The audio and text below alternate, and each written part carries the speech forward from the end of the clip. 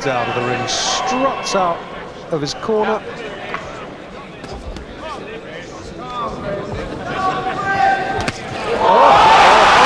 The first punch he throws. Count is 7. He's not going to make it. He hasn't. Oh, that's amazing.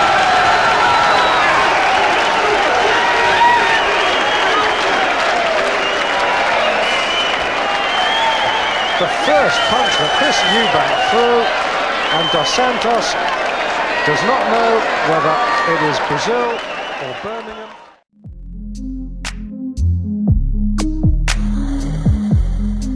Definitely having an effect, but this is his first time at middleweight, so. Now he takes Trinidad's left hook, and this is a Mayorga tactic. He drops his hands and says, come on, hit me. Did it with Forrest, does it here with Tito Trinidad. Another 1-2. Look at Mayorga. Fight's on. Let me tell you, Mayorga, this gets Mayorga into it. He just let him hit him a left hand. Look at him. Right hand. And look at Mayorga.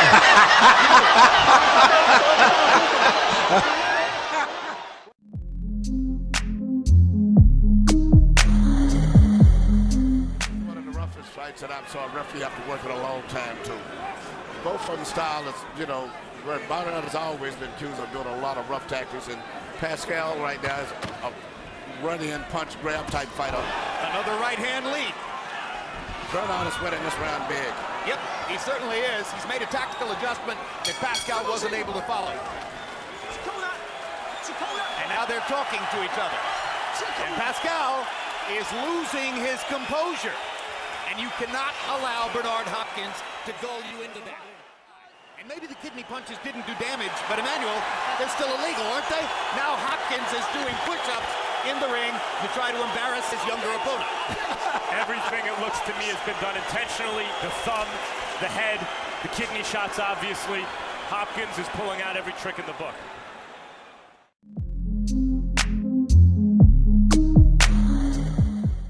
So, Roy, do you like the Steelers or the Patriots? Well, I like the Patriots, but I've been a Steeler fan for a long time. Floyd tells us, incidentally, I ask you the question, and Floyd looks here and says the Patriots.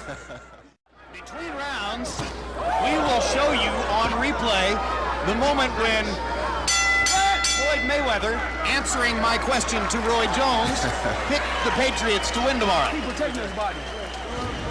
Listen up. The Patriots. Now this follows an incident years ago when I, in the middle of a fight, said that's the second time Floyd has switched southpaw, and he looked at me and said, third time. If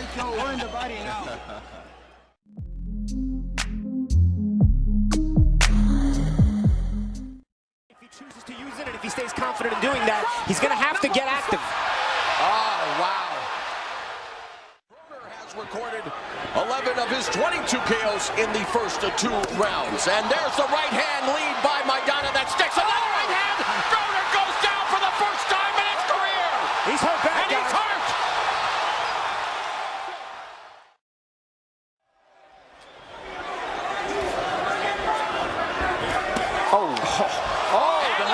The hook got him.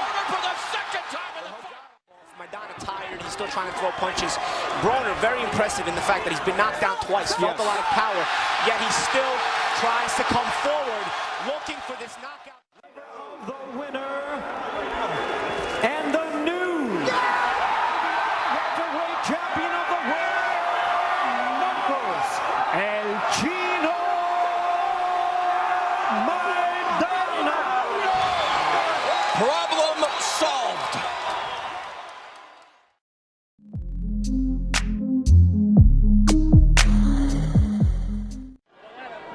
That's how I've got it at this moment. Everything so far to Hamed. I don't think as many would argue with that.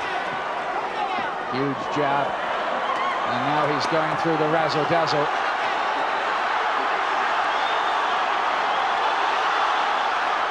He's dancing while they're clinching.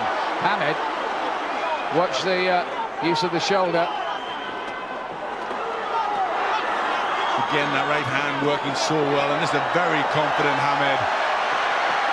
Well, look at this. I think he's trying to do all this for the Sheffield fans. He's playing to the audience, trying to taunt poor Padillo, who's taking all this.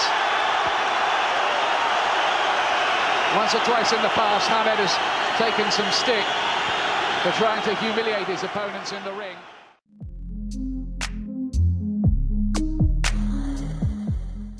And he understands what's up with Jones now, that he's not faced by what happened in round one, and that he can swamp Jones with punch count from here. He has dominated round three.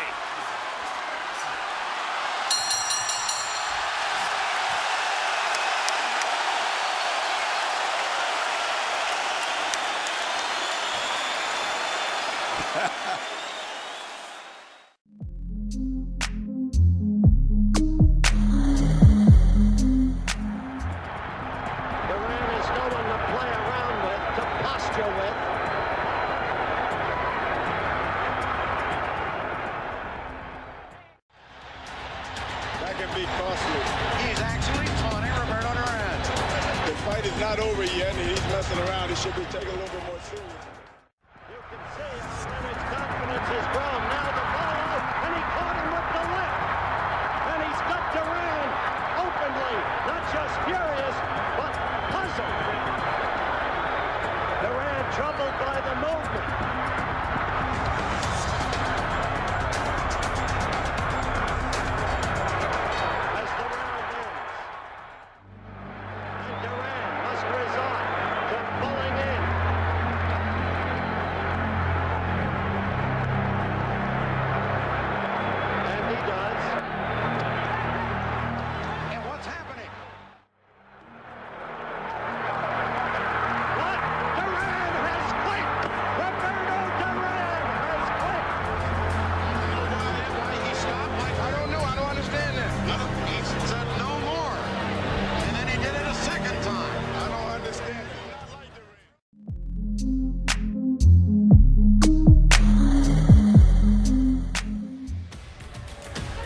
May 25th, 1965.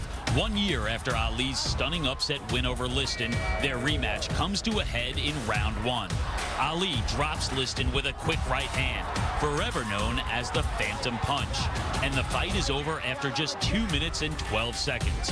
But the photograph this fight produced of Ali standing over Liston, urging him to get up, remains perhaps the most iconic image in the history of the sport.